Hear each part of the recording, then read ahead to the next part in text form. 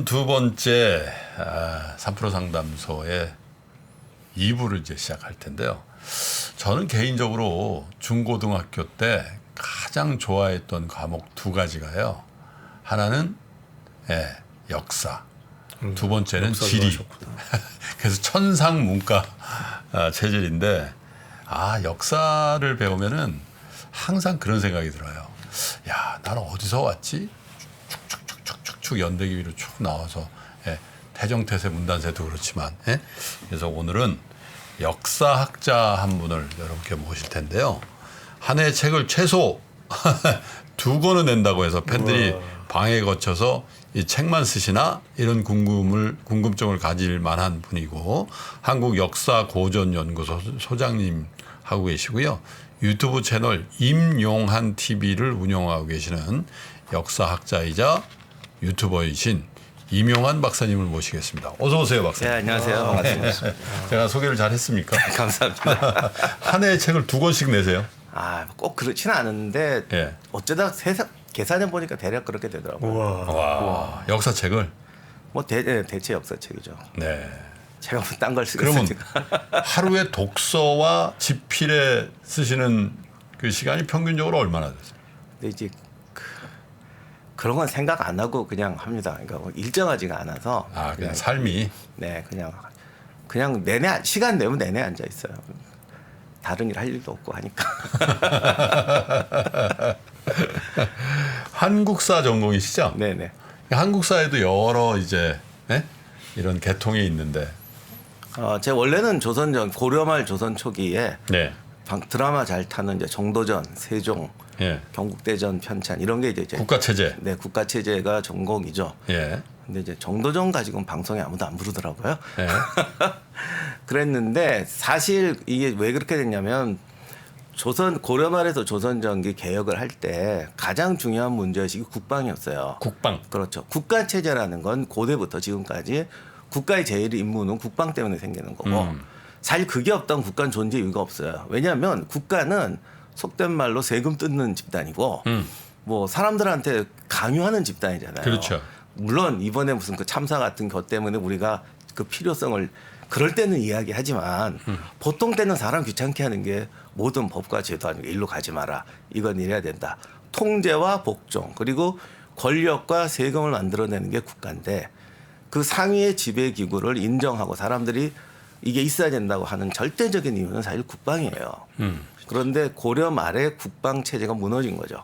나라는 간신히 망하지 않았지만 지금 고려의 군사 제도 가지고는 또 이런 전쟁이 났을 때 국가를 유지할 수가 없다. 그리고 실제로 왕조도 넘어갔고 그럼 왕조를 빼앗은 사람들도 국방 덕분에 빼앗았는데 이거를 그대로 둔 상태에서는 자기들도 뺏긴 거 아닙니까? 그래서 이전과는 달라진 전쟁에 대비해야 된다.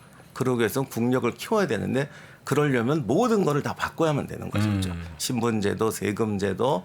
그래서 나온 게 국가체제의 개혁이었고 그게 경국대전에 담겨 가는 거죠. 그런데 뭐 좀 이런 말씀을 드리긴 죄송하지만 60년대, 70년대 우리나라 분위기가 군사 문제 같은 거 지식인들이 좀 얘기하는 거 싫어했고 아시지만 세종대왕이 그 국가개혁이 국방이 제일 순위였다라고 했을 때는 좀 여러 가지 그 당시에는 그런 것들이 있었죠. 그러다 보니까 많은 분들이 역사학자들 이 부분을 빼고 어떤 성리학적인 것이라든가 그렇구나. 어떤 애민 사상 때문에 국가개혁을 했다. 이런 식으로 이제 포장이 이해가 되다 보니까 이게 설명이 안 되더라고요.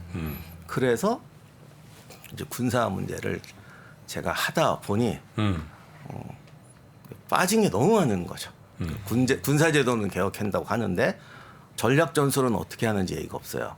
예를 들면 총으로 싸우는 군대와 활로 싸우는 군대는 군사제도가 다르겠죠. 그러겠죠. 장교 교육도 다르고. 근데 그런 거 없이 그냥 우리나라는 또 제도사만 하거든. 뭐 2군 6위가 있었다. 뭐 5위가 있었다.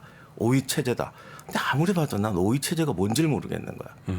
그래서 도대체 이 시대는 어떻게 싸웠고 전쟁을 도대체 어떻게 생각했고 이렇게 파고들다 보니까 저보고 네가 써라 이렇게 된 거죠.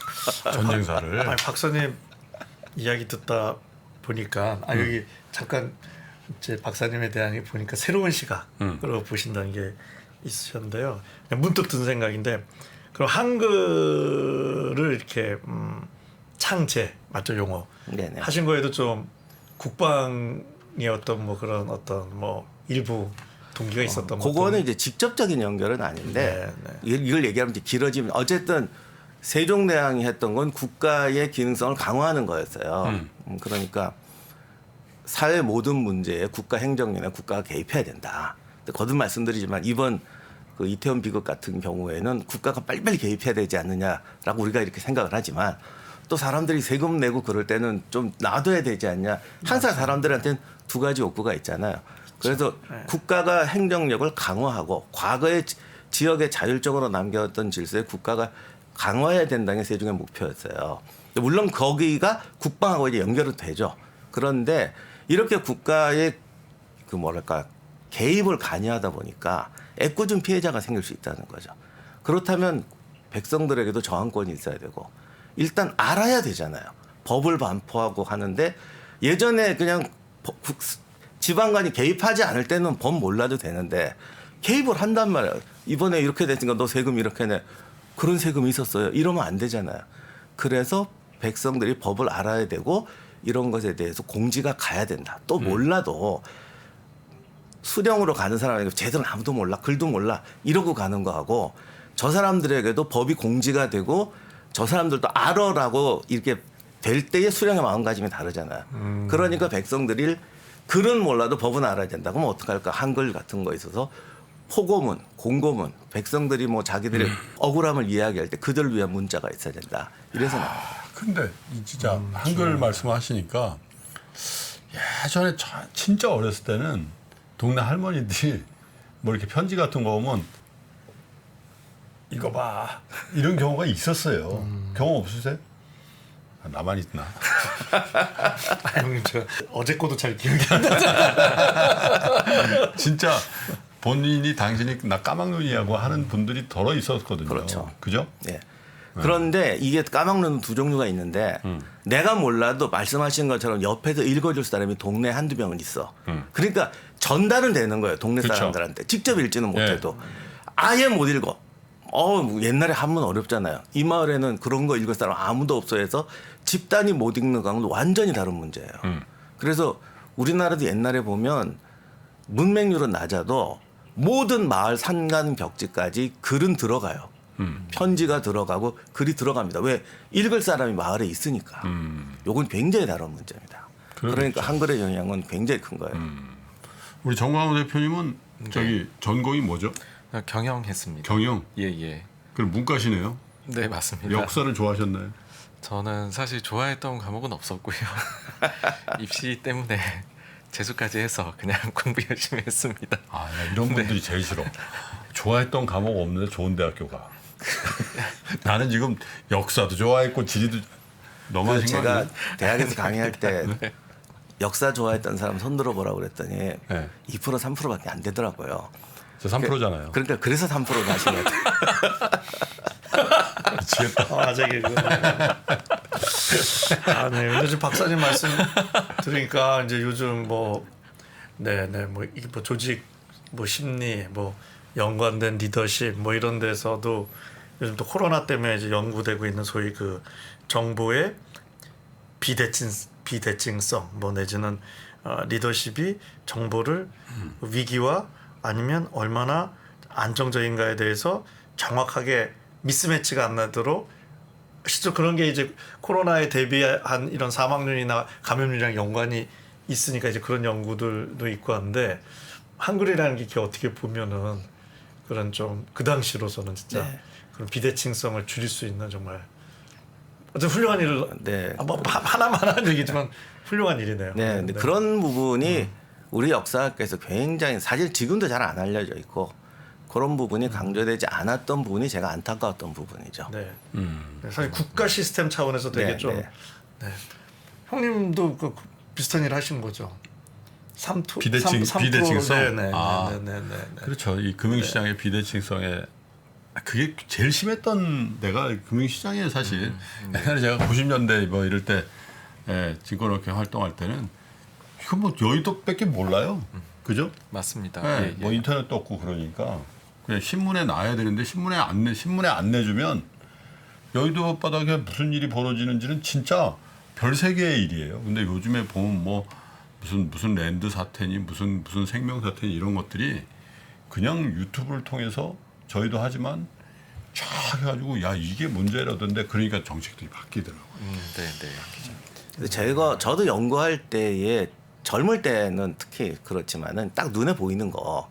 예를 들면 뭐 백성들이 관료들에게 불이한 피해를 당하지 않도록 한다. 그러면 고발장을 몇 건을 접수를 했냐든가 이렇게 눈에 보이는 거예요. 고발을 했을 때 제대로 받아줬느냐 이런 것에만 이제 주목을 하는 거죠. 그런데 실제 이제 더 연구를 해보면 사회가 돌아갈 때는 그렇게 눈에 드러나는 부분 말고 아까 말씀드린 것처럼 백성들이 법을 안다라고 했을 때 관료가 가는 것과 그렇죠. 이 모든 정보는 나만 알고 있고 얼마든지 해결할 수 있다. 이랬을 때 벌어지는 부정의 그러니까 부정이 벌어지기 전에 네. 방지하는 능력이라는 부분에 대해서 네. 국가 시스템을 좀 연구하지 않은 분들이나 사료만 보는 분들은 자꾸 이제 그런 부분 놓치는 거죠. 그렇군요. 임 박사님은 근데 그 많은 학문 전공 중에서 어떻게 하시다가 역사를 하시고 그 중에서도 한국사를 하시게 되셨어요? 그거는 저도 잘 모르겠어요. 근데 운명이에요? 우리 어릴 때 보면은 옛날 이야기 좋아하던 사람들이 되게 역사를 하게 됩니다. 그러고 보니까 아니 할머니 옛날 얘기 좀 해서 그 시절이 있었네. 그 어떤 분이 이렇게 자식을 옛날 얘기인데 네. 이렇게 옛날에는 이제 TV 같은 거 없으니까 부모들이 얘기를 많이 해주잖아요. 그렇죠. 그러면 꼭 전쟁 얘기, 역사 얘기 좋아하던 애가 역사를 하게 되고 뭐 이렇게 어릴 때부터 이렇게 빠릿빠릿하면서 뭐 이렇게 또 어떻게 돈을 벌었니 이런 것도 좋아하는 사람이 사업하고 장사를 하게 되더라. 그런 말도 있습니다.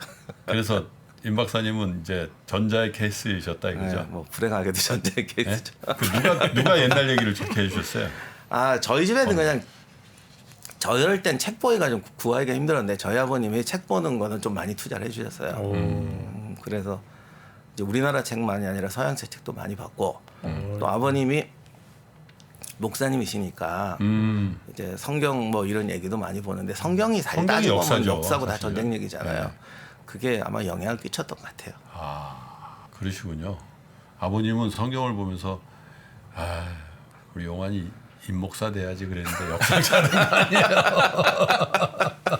네? 아니 그걸 성경으로 받아들이니까 옛날 얘기로 받아들였네 이 녀석이. 그런 거 아니에요? 그럴지도 모르죠. 그럼 이제 원로 목사님이시군요. 네네. 그러시군요. 네. 그러면 그 형제분들 중에 성직자가 되신 분들도 있으세요? 아니요 없고 제 동생은 군인이 됐고 막내는 그냥 회사원이고 그렇습니다. 그러시군요.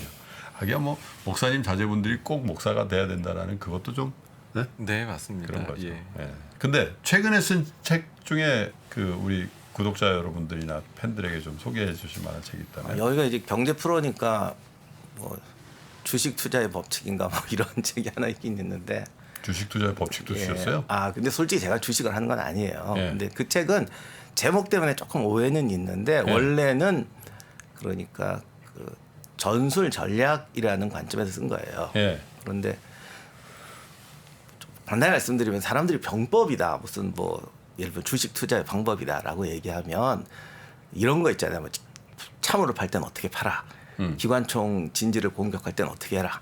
적한테 포위될 때 탈출하는 방법은 뭐 3가지가 있다. 뭐 이런 것이 병서에 있는 줄 아세요.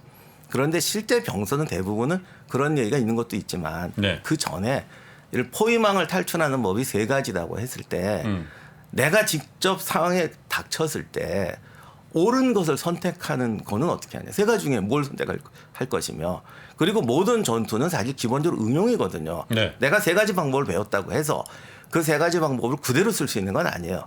현장에서 적절하게 응용해야 되는데 그 응용하는 능력 또는 창의하는 사람이 결국 명장이 되는 거예요. 그렇죠. 네, 그러면 어떻게 해야 그런 게 되느냐는 그런 네. 능력을 가지냐. 3가지 중에 좋은 걸 선택하는 방법, 창의하는 능력. 요게 이제 전쟁사에서 오랜 비밀인데 네. 어떤 분들은 케이스 많이 외우면 된다. 케이스 바이 케이스, 케이스 바이 케이스.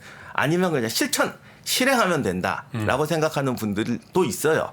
사실은 그런 분이 더 많고 손자병법이나 좀 유명한 장군들은 그게 아니고 그 선택하는 원리를 사고할 줄 알아야 된다. 되게 이렇게 가르치죠. 근데 요런 부분은 납득하는 분이 되게 잘 적습니다. 그래서 저는 그 포위망을 뚫는 이런 구체적인 방법이 아니라 여러 가지 이론 중에서 올바른 거를 선택하고 전술적 판단을 할 때에 또 동요하잖아요. 사실 훈수 뜰 땐 다 맞죠. 근데 당장 3초 내에 결단해라 할 때 틀리는 거 아닙니까? 그래서 이런 부분을 잘 할 수 있는 방법이 뭐냐라는 그런 변에서 이제 주식 투자 얘기를 하나의 사례로 했던 거죠. 결정. 그런 경법 같은 그 어떤 관점에서의 주식 투자. 네, 그래서 주식 투자는 어떻게 보면 그 주식에만 적용이 되는 게 아니라 다른 부분에도 적용될 수는 있는데 그러시군요. 많은 분들이 이 실전이라는 게 없으면 연결을 잘 못 시키세요. 나폴레옹이 어느 대의를 만났더니 제가 어떻게 하면 장군님 황제 폐하처럼 제가 명장이 되겠습니까? 나폴레옹이 전쟁사를 열심히 공부하라고 그랬거든요. 네. 그랬더니 그 대의왈 그딴 거 배워서 뭐 합니까? 네. 그냥 실전 경험이 최고입니다. 이렇게 말했다는 예가 있는데 네. 이게 나폴레옹만 그런 게 아니라 프리드리도 그랬고 뭐 몽고메리도 그랬고 다 전쟁사를 읽어보라 예, 그랬어요. 다 그렇게 대답했어요. 그러니까 다 대위들은 그딴 거 봐서 뭐 합니까? 그때 이거 프리드리가 한 말인데 우리 부대에 전투를 60번 경험한 노세가 있는데 걔는 지금도 노세다. 그런 유명한 말이 있어요. 실전 경험만 한다고 위대한 전술가가 되지 못한다. 그것을 분석해서 받아들여서 내가 창조하고 받아들이는 능력을 키워야 되는데 그걸 위해서는 전사를 배워야 하느니라라고 했다는데 저는 그 전사를 쓴 거죠. 실전 투자자로서의 정광호 대표님은 저 말씀을 어떻게 받아들이십니까? 저는 뭐 전적으로 동의를 합니다. 네. 예, 제가 대학생 시절에도 저희 네. 주식 동아리 할 때 그런 선배님들한테 여쭤봤을 때 제일 기억에 남았던 이야기가 어떻게 하면 잘할 수 있나요라고 하니까는 역사를 공부를 해라고 하시더라고요. 네. 그래서 그 속에서 이제 답이 많이 들어 있고 사실 있는 거 그냥 계속 따라가면서 뭐 무슨 주제가 어쩌고 저쩌고 지금 매크로 보는 거는 네. 너무 이거는 좀 단면만 보는 거다 그런 얘기도 해주셨고 또 현재의 이런 뭐 위대한 투자자들 저희가 얘기할 때에는 보통 1900년대 초반 정도에서부터 해가지고 상당히 이론가들이 그다음에 그걸 활용해서 실전 투자 성공하신 분들이 많거든요. 근데 그때가 보면은 그분들이 거의 대부분은 1차, 2차 세계대전 있고 하면서 실제로 거기에 이제 뭐 복무도 했었고 이런 점들이 쌓여가지고서 뭐 활용했다라고 하는 분도 있고 책에도 나와 있고 실제로 그렇습니다. 예. 그렇군요. 그 의사들도 실전이냐 이론이냐 이거 있나요? 수술을 많이 해봐야 된다. 저야 뭐 수술 쪽은 아니지만 저희 쪽조차도 임상이라 그러나요? 네네 그러니까 뭐 마음 쪽조차도 이제 그 이론이랑 경험이랑 이렇게 잘 블렌딩이 안 되면요. 네네 제대로 못 도와드리죠. 왜냐하면 이론만 너무 알면 유연성이 떨어지게 거기에 그 상대방을 너무 맞출 수 있는 뭐 수술도 마찬가지겠죠. 왜냐하면 똑같은 수술이 어딨고 그렇겠죠. 그 디테일로 보면요. 뭐 상담도 그렇고요. 근데 또 경험이 있어야 또 그 안에서 또 좀 그때 좀 커스터마이징이 가능하지 않겠습니까? 뭐 전쟁도 똑같은 전쟁이 그렇죠. 어디 있겠습니까? 그래서 그거는 뭐 어느 영역에서나 그게 어려운 것 같습니다. 그래서 좀 시간이 필요하지 않나.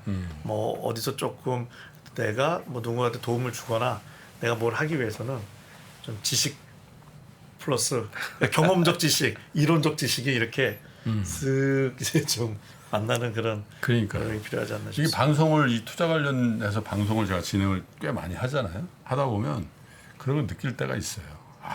이론적으로는 진짜 청산유수에 와 진짜 저렇게만 하면은 뭐가 될 것 같은 거예요. 그래서 많이 따라도 해.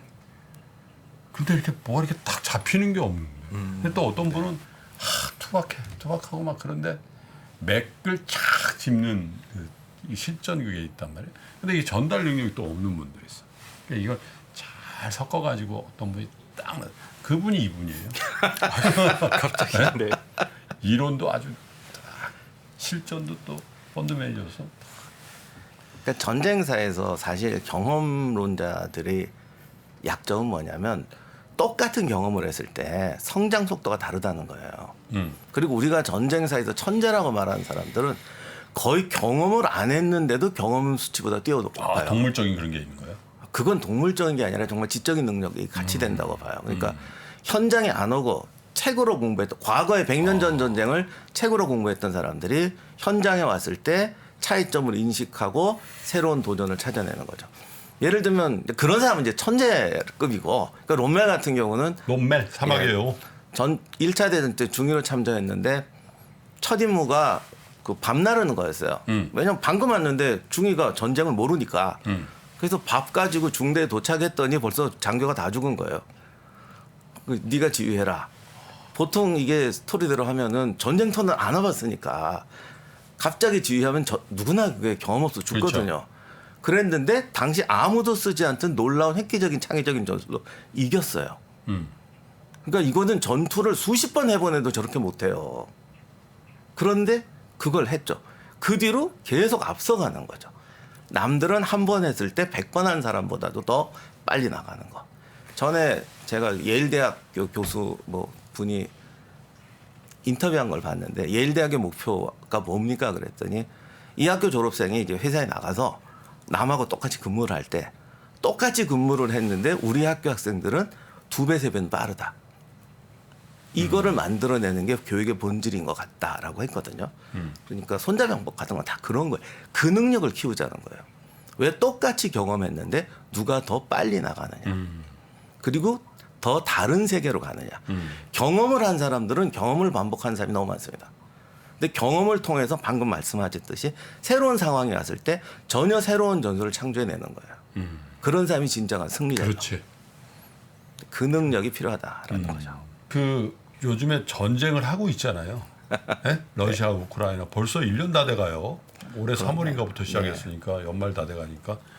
근데 뭐 누구는 야 저거 하나만 하지 러시아가 뭐 우크라이나 게임도 안 낼 걸 우크라이나 바로 내가 볼 때 항복인데 그러던 게 최근 들어서 막 전세가 역전돼가지고 뭐 러시아가 뭐 이제 급해졌다는 얘기도 하고 막 뭐 징집령을 했더니 다 도망간다는 얘기도 하고 막 어지러워요. 전쟁사 연구자의 입장에서 이 러우 전쟁을 어떻게 보시고 야 이게 또 우리 증시하고도 관련이 많거든요. 겨울이 오기 전에 빨리 끝났으면 좋겠는데 어떻게 보세요? 이 전쟁이 끝나는 건 현재로서는 푸틴한테 달려 있어요. 아니면 러시아 국민들한테 달려 있죠. 좀 심한 말이지만 러시아에서 전쟁 반대 여론이 커져서 러시아가 포기하기 전에는 이게 끝날 수가 없는 전쟁이에요. 처음에 제가 이렇게 주변 사람들을 봐도 이게 어느 편을 든다가 아니라 어쨌든 이 전쟁 빨리 끝났으면 좋겠다. 경제적으로 너무 데미지가 많다라고 하는 분들은 어쨌든 빨리 끝났으면 좋겠으니까 우크라이나가 포기하지 않겠느냐. 유럽이 우크라이나 지원을 포기하지 않겠느냐. 굳이 냉정하게 따지면 변수는 그런 거죠. 러시아가 포기하느냐, 유럽이 포기하느냐, 미국이 포기하느냐, 우크라이나 국민이 포기하느냐. 이 네 가지 변수 중에 있는데 지금 상태로 봐서는 러시아가 수세로 몰려 있고 러시아가 지금 무리한 전쟁을 하고 있기 때문에 결국은 러시아가 끝내지 않은 이상은 이게 끝낼 수가 없는 상황이 됐고 많은 분들이 유럽이 추운 겨울이 오면 미국이 경제가 어려우니까 포기할 거다라고 말했는데 전 처음부터 유럽이 추운 겨울이 온다고 해서 쉽게 포기하지 않을 것이다라고 저는 얘기를 했어요. 왜냐하면 우리는 국제관계에 대한 경험이 확실히 역사적으로 적어요. 그러니까 한국은 적은 적이고 아군은 아군이고 이게 딱 정해져 있어요. 그런데 유럽 같은 경우는 워낙 국제관계가 복잡하기 때문에 케이스 바이 케이스예요. 이 상황이 오면 이쪽의 편이 된다. 이 상황이 오면 이 나라가 위험해진다. 이런 게 과거 경험 속에서 있는데 지금 우크라이나 전쟁에 예민하게 반응하는 나라들 폴란드라든가 그 발트 3국 리투아니아 같은 나라들은 1920년 30년 때 지금 경험을 그대로 했습니다. 그러기 때문에 그때 체험을 가지고 지금 나오는 거거든요. 그러니까 우리가 이제 그런 부분을 많이 놓쳤는데 유럽 국가는 우리가 생각하는 것보다 추운 겨울에도 악착같이 저항할 거예요. 왜냐하면 더 추운 겨울을 경험해 봤기 때문에. 그런데 중요한 건 시작은 러시아가 있으니까 결자해지라고 러시아가 풀어줘야 되는데 러시아가 처음에 저도 그 정도까지라고 생각 못했는데 시작할 때부터 이상한 게 세 가지가 있었는데 첫째는 러시아가 우크라이나에 들어가는 이유를 모르겠더라고요. 그러니까 명분적인 이유 말고 전쟁을 이길 수 있는 이유가 그 방법이 있어야 되는데 처음에 들어갈 때부터 전쟁을 이길 수 있는 방법이 없었어요. 군대도 너무 부족하고 전술적으로도 저거 맞지 않고 그리고 우크라이나를 통치하기에도 구조가 안 맞고 그 도대체 저거 어떡하려고 저걸 시작하는 거야? 그랬더니 이제 많은 분들이 크림 라인을 만드는 거 아니냐라고 다들 그렇게 생각하니까 이건 우크라이나 전체는 지배 못할 거고 크림 이 회랑을 만드는 거 아니냐라고 생각하는 분들이 꽤 많았는데 저는 그것도 아니라 그랬죠. 왜냐하면 크림 회랑은 지킬 수 없는 나라예요. 영토라는 건 나폴레옹도 말했지만 반드시 지킬 수 있는 구조로 차지해야 돼요. 근데 투자를 했는데 유지를 못 한다면 소용없는 거잖아요. 손해죠. 그렇죠. 뭐 빌딩을 샀는데 유지할 비용이 없다 그러면 안 되는 거거든. 이거 유지가 안 되는 구조예요. 도대체 이해를 못 하겠더라고요. 왜 저걸 어떻게 해결하려고 그러지?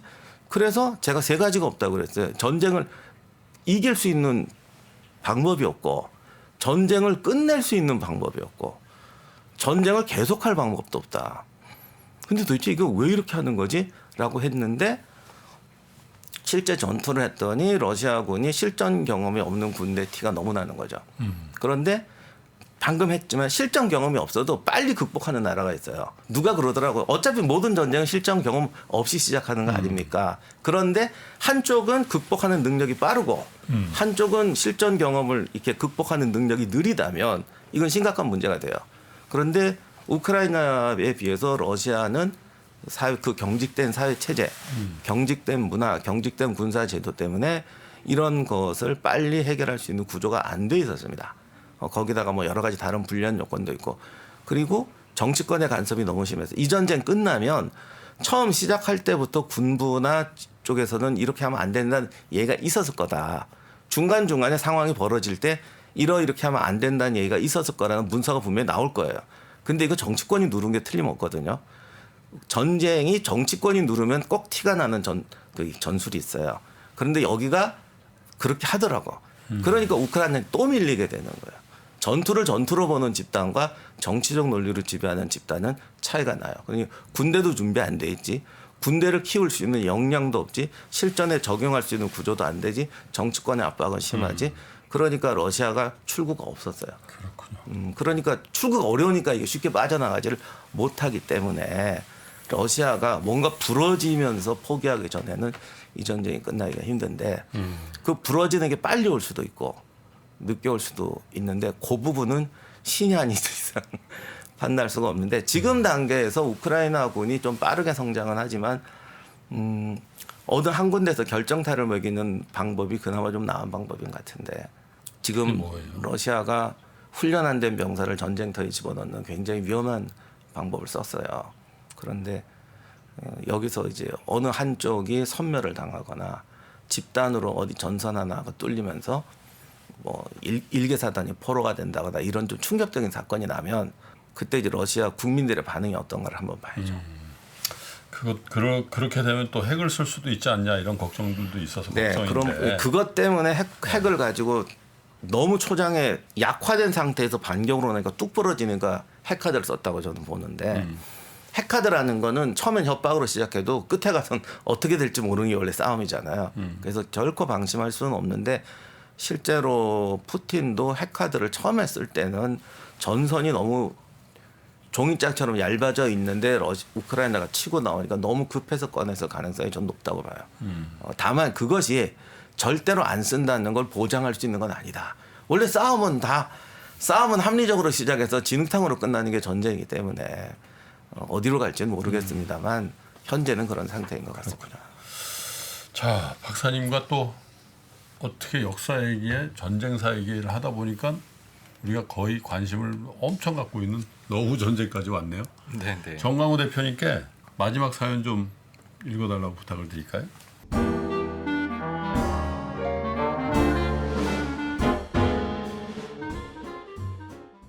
안녕하세요. 우리나라 주가가 역사적인 고점을 찍었던 2021년에 처음 주식을 시작한 주린이입니다. 여기서 짐작하셨겠지만 많이 물려 있습니다. 그것도 삼성전자, 현대차, LG전자의 거의 80%가. 그렇기 때문에 요즘 주식 계좌는 쳐다보기도 싫고 그렇네요. 그렇지만 꾸준히 3%는 출퇴근 시간 빼놓지 않고 듣고 있답니다. 제 계좌 상태는 비록 처참하지만 주식은 꾸준히 공부하고 투자할 생각입니다. 요즘 새로운 고민이 생겼는데요. 바로 저의 딸 이야기라 합니다. 대견하고 기특하게도 올 2월에 대학교를 졸업하고 6월에 응시한 공무원 시험에 좋은 성적으로 바로 합격을 하게 아이고. 되었답니다. 예. 임용은 내년 1월경에 될 것 같고요. 요즘은 그야말로 신나게 놀러 다니고 있답니다. 직장 다니기 시작하면 지금처럼은 놀지 못한다 싶어서 저 역시 마음껏 하고 싶은 거 다 하며 여유를 즐기라고 하고 있답니다. 그러다 아이와 함께 임용 후 급여를 받게 될 때 어떻게 적금을 넣고 모을지에 대해 이야기를 하게 되었는데요. 여기서 저는 굉장히 당황하게 되었답니다. 우선은 딸아이가 본인 급여에 대해서는 본인이 알아서 하겠다는 겁니다. 저는 너무도 당연히 제가 관리하고 아이에게는 용돈을 주면 된다고 생각하고 있었는데 아이는 본인 급여의 관리에 대해 엄마가 관심을 가지는 거에 또 당황하는 눈치였습니다. 먼저 취업한 친구들도 본인들이 알아서 하고 있다고요. 그런데 제가 아는 저의 딸은 카카오뱅크에 용돈을 넣고 빼고 하는 정도의 금융 지식만 있는 아이입니다. 제가 억지로 증권 계좌도 만들어주고 용돈도 넣어보라고 해도 그런 쪽으로는 전혀 관심 없어 하고요. 또 제가 한 번씩 넋두리로 아빠와 함께 주식 계좌의 마이너스에 대해 얘기하는 걸 들어서 그런지 주식은 무서워서 절대 안 할 거라고 하고 있답니다. 그래도 어디서 주워들은 건 있는지 일단은 종잣돈을 모아야 하기 때문에 통장에 무조건 넣어 놓을 거랍니다. 내가 한 얘기인 것 같은데. 제가 연금도 넣어야 하고 보험도 넣어야 하고 주식에도 넣는 등 분산 투자를 해야 한다고 하였지만 제 말대로 할지 모르겠네요. 일단 엄마의 재테크 실력에 대해 신뢰를 못하는 듯합니다.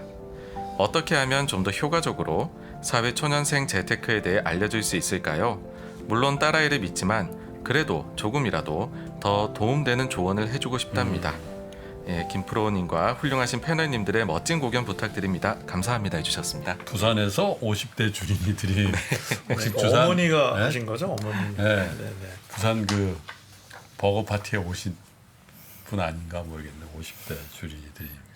저희 또 부산 조만간 또 가거든요. 예, 부산도 가고 대구도 가고 광주도 가고 대전도 가고 물론 서울 경기도 할 건데, 야 이거 너무 간극이 큰데. 예? 당연히 나한테 맡길 줄 알았더니 딸내미가 당연히 엄마 그게 무슨 소리야. 아, 이건 뭐 제가 명확히 말씀드릴 수 있습니다. 어머님이 잘못 생각하신 거죠. 너무 냉정한 거 아니에요? 아니, 그럼 왜냐면 빨리 50대끼리? 전쟁사 얘기하시는 것처럼 이게 전술을 짜려면은 그 기존 경험이 꼭 옳다고 굳어버리면 맞습니다. 네, 네. 성장을 못하는 것처럼 네. 저는 이런 얘기를 하셨다는 게 놀랍네요. 재밌게 이야기를 그냥 어머니는 또 거고요. 좋은 마음으로 그렇게 생각하실 수 네, 있죠. 그래서 뭐 그 엄마를 신뢰를 못하는 것도 아니고요. 이건 당연한 겁니다. 그래서 제가 정답부터 말씀드리겠습니다. 따님의 재테크 실력을 키워 주실 수 있습니다. 단지 따님의 돈을 내가 보관하면서 하는 걸로는 불가능하고요. 네, 엄마 돈을 줘서 이렇게 해보는 건 어떨까? 이게 이제 현실적으로 가능한 역시 거지. 네, 왜냐하면 이거는 무슨 엄마를 신뢰하는 것 하지 않는 것도 아니고 내가 돈을 버는데 이게 좀 내 거이고 싶고 이런 거는 당연한 거고요. 그래야 회사 다니는 맛도 생기고 뭐 이런 거지. 뭐 여러 가지가 맞물려 있기 때문에 그래서 엄마 돈을 하는 게 엄마 이렇게 경험이 쌓이면 하지 말라 그래도 엄마 좀 내 돈 좀 도와주세요 이렇게 할 수 있는 거여서 이걸 내가 내 딸이 나를 무시하는구나 이렇게 전혀 생각할 필요가 없다. 그래서 이런 뭐 비슷한 거죠. 뭐 이런 진지한 얘기를 했는데 이렇게 대답도 없고 황당한 답이 나와서 힘들다는 부모님 고민을 제가 일주일에 몇 개를 듣는지 그래요. 모르겠는데요. 제가 이번 주 제가 그 매주 기고하는 일간지에 뭐 재미있는 좀 비즈니스 심리 결과에서 썼는데 전략적 침묵이라는 게 있습니다. 그러니까 당연히 뭐 생명이나 오고 가는 이런 데는 빠른 커뮤니케이션이 무조건 중요하죠. 이제 그런 게 아닌 일반적인 상황에서 이건 이제 비즈니스의 이제 리더를 대상으로 조직의 의견을 낼 때 좀 일반적인 상황에 대한 연구인데요. 네. 전략적 침묵을 구사할 줄 아는 구성원이 훨씬 리더와 조직에 영향도 잘 주고 재밌는 건 리더가 그 구성원에 대한 평가도 좋았다는 겁니다. 그럼 전략적 침묵은 어떤 거냐? 보통 이제 세 가지를 얘기하는데 지금 위기 상황이야. 이거는 이제 별 설득력이 없으니까 데이터베이스를 더 구축하기 위해서도 좀 그러니까 결국 전략적 침묵을 하라는 건 타이밍을 잡으라는 거거든요. 그렇지. 그래서 더 좀 실한 걸 만들라는 거고요. 두 번째가 리더의 수용성입니다.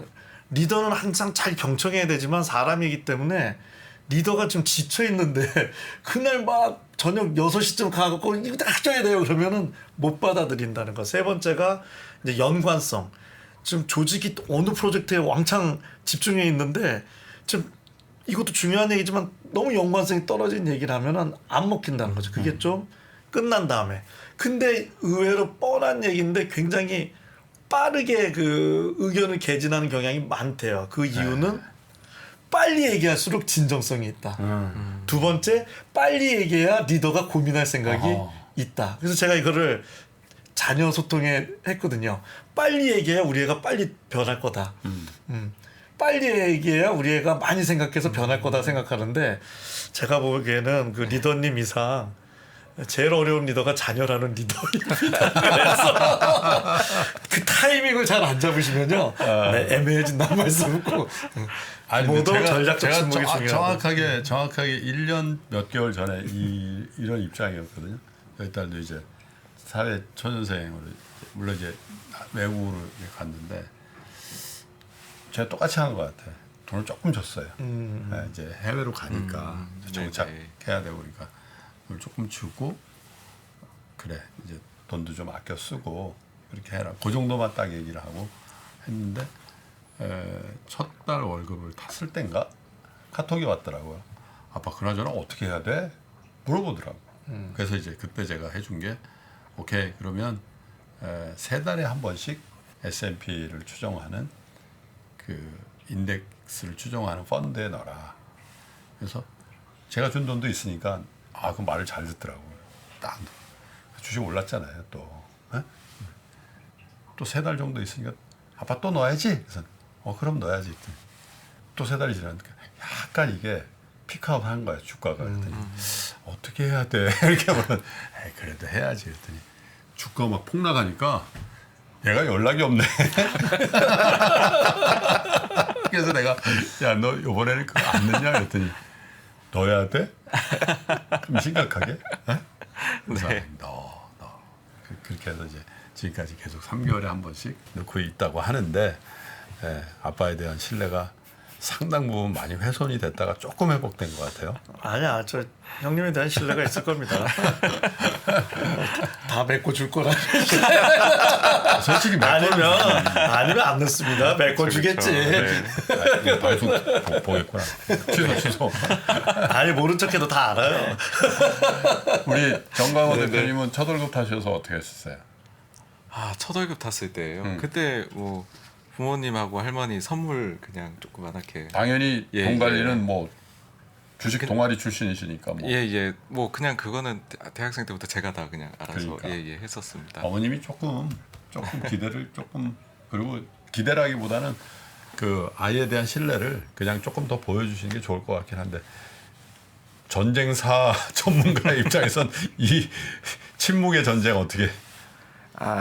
뭐 결국 같은 얘기인데 조금 다르게 접근하자면 많은 부모님들이 제일 못하는 게 부모의 역할이 뭔가를 자꾸 놓치시는 것 같아요. 그러니까 사실 전쟁 때도 똑같은 거예요. 아까 말씀하신 전략적 침묵도 전쟁사에서 지휘관 리더십 할 때 많이 되는 문제인데 지휘관은 모든 것에 대해 책임을 져야 되잖아요. 그렇죠. 그러면 모든 것에 대해서 간섭하고 지시하는 권한으로 연결되는 건 아니에요.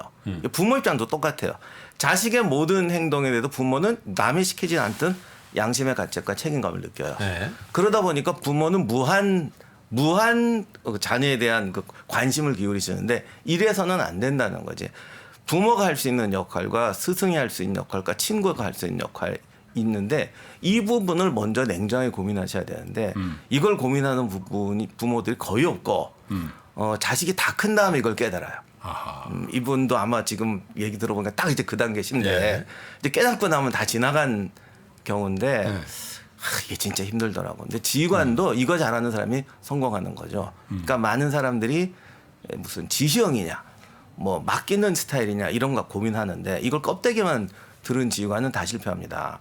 지시형이냐, 여기 뭐 이렇게 간섭형이냐를 떠나기 전에 지휘관이 간섭할 수 있는 범위와 역량이 뭔지에 대해서 당신이 알고 있느냐. 그리고 그걸 끊임없이 수많은 지휘관들 어떤 상황 속 연구하고 연습해야 되거든요. 이걸 못하면 결정적인 순간에 방임이 돼버리고 아니면 결정적인 순간에 잘못된 지시를 내리고 중요한 건 그 실수를 주워 담지를 못해요.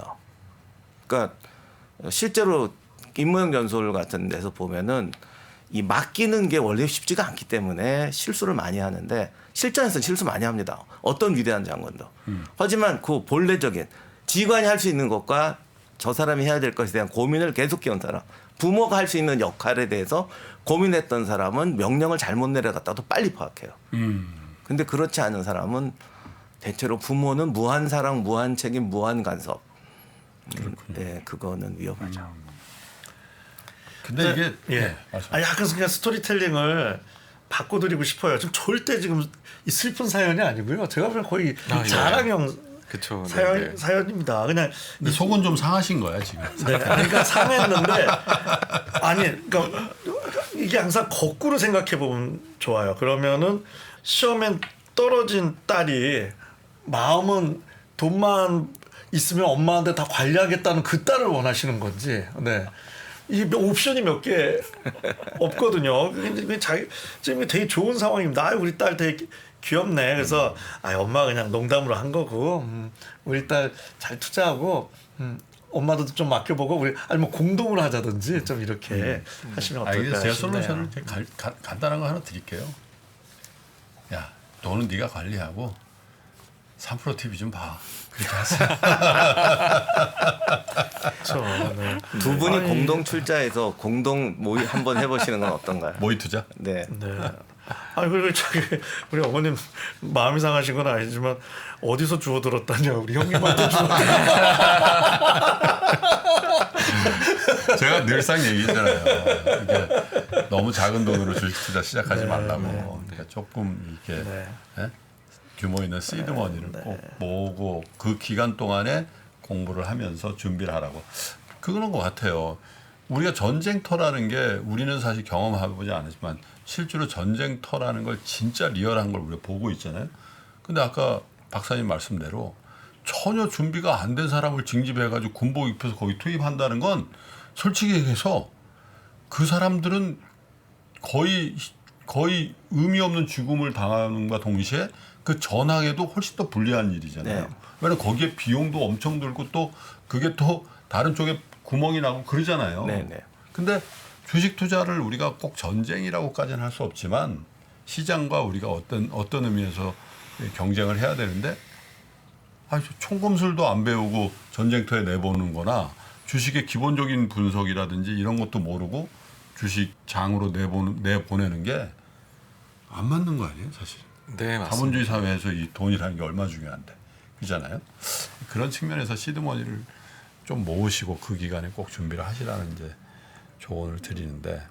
그래서 이제 기술적으로 그렇게 하시라는 거고요. 어머님의 마음을 그러니까는 바꾸거나 바꾸실 수 있다고 제가 얘기 드리는 건 아닙니다. 사실은 그게 이제 실제로는 무한 책임 이런 거 할 수 없으니까 역할을 찾는 거는 이제 그렇죠. 전술적인 거고 네. 무한 책임으로 정말 끝까지 사랑하는 거는 뭐 아빠도 마찬가지지만 이제 어머님이 보내주셨으니까 그 모성애는 DNA이기 때문에 어쩔 수가 없지. 그건 제가 아까 일부에서 짜증 난다고 말씀드린 게 어머니가 조금 제 목소리 너 병이냐 그러는 거 그거 네 제가 짜증은 났지만 사실은 그것 때문에 나중에 엉엉 울겠죠 제가 그만큼 사랑하는 게 어머님의 DNA여서 네 어머니 너무 훌륭한데요. 네, 이 DNA를 잘 관리를 하라면요 사이가 벌어집니다 이게. 혹시 따님이 듣고 계시면은 첫 월급 타서 어머니한테 비교적 과한 선물을 하나 꼭 하세요. 그러면 마음의 위로가 어느 정도 또 되시지 않을까. 그 유튜브를 시작하신 지가 한 3년 되셨죠? 네네. 근데 유튜브를 이렇게 이제 이 소통의 채널로 쓰시고 계신데 오늘 이렇게 3프로 TV에 나오셨는데 이명환 TV 구독자 여러분들께 한번 인사 한번 하시죠. 네, 구독자 여러분들. 근데 의외로 또 저 나오면 잘 찾아서 잘들 보시더라고요. 사실 구독자분들께 일단 저희 구독자분들의 충성도도 좀 높고 네. 후원도 많이 하시고 예. 저도 그래서 들어야겠어요. 덕분에 잘 운영이 되고 있는데 이 자리를 빌어서 감사를 드리고 또 여러분 덕분에 여기까지 나오게 된 것 같고요. 네. 근데 이제 구독자분들이 보시는 것보다 안 구독자분들이 좀 보셔서 많이 구독해 주시면 감사하겠습니다. 안 구독자분들도 구독을 꼭 눌러주세요. 희한하더라고. 저도 좀 그런 게 있는데 아니 그냥 이게 구독을 누르는 게 솔직히 무슨 돈이 드는 게 아니잖아요. 근데 구독을 안 누른 상태에서 그냥 보시는 경우들이 더 많으시니까 근데 그 구독을 눌러주시면 컨텐츠를 만드는 분에게 이렇게 저렇게 이런 모양 저런 모양으로 굉장히 큰 힘이 됩니다. 그러니까 구독 혹은 좋아요를 꼭 눌러주시면 좋을 것 같습니다. 아침에 3프로 상담소 보시는 분들은 다 구독자 맞으시죠? 아이고 우리가 3프로 상담소는 뭐 이렇게 깊이 있게 뭘 이렇게 여쭤보고 분석을 뭐 부탁드리고 그런 프로가 아니라서 그냥 이렇게 좀 가볍게 저희 시간을 가졌는데 다음번에 저희 1프로 TV나 아니면 저희 3프로 TV에 어떤 주제를 가지고 꼭 한번 보시도록 그렇게 하겠습니다. 감사합니다. 감사합니다. 네. 네, 우리 시민들을 위해서 또 좋은 연구 부탁드리겠습니다. 고맙습니다. 감사합니다. 네. 자, 역사학자 이명환 선생님과 함께 해봤고요. 이렇게 하다 보니까 오늘도 2시간이 훌쩍 지나갔네요. 3프로 상담소는 말씀드린 것처럼 여러분들의 좋은 사연으로 함께 하고요. 물론 오늘 모신 이명환 선생님 같은 좋은 게스트도 모시고 또 힐링 싱어도 모십니다만 그래도 주는 여러분들이 보내주시는 사연이라고 생각합니다. 그래서 지금 화면 밑으로 나가는 공식 이메일 계정입니다. council@ebroadcasting.co.kr 이쪽으로 돈에 관련된 모든 문제, 어떤 문제라도 좋습니다. 또 문제가 아니고요. 이런 건 나 좀 자랑하고 싶거든요. 이런 거 3%에 좀 알아두면 좋을걸? 이런 것도 괜찮으니까요. 사연 보내주시면 채택된 분들께는 저희가 만들고 있는 좋은 책 여러분 댁으로 우송을 해드리겠습니다. 두 분도 오늘 감사드리고요. 네. 저희는 건강한 모습으로 다음 주 토요일 아침 8시에 다시 인사드리겠습니다. 끝까지 시청해주신 여러분 고맙습니다.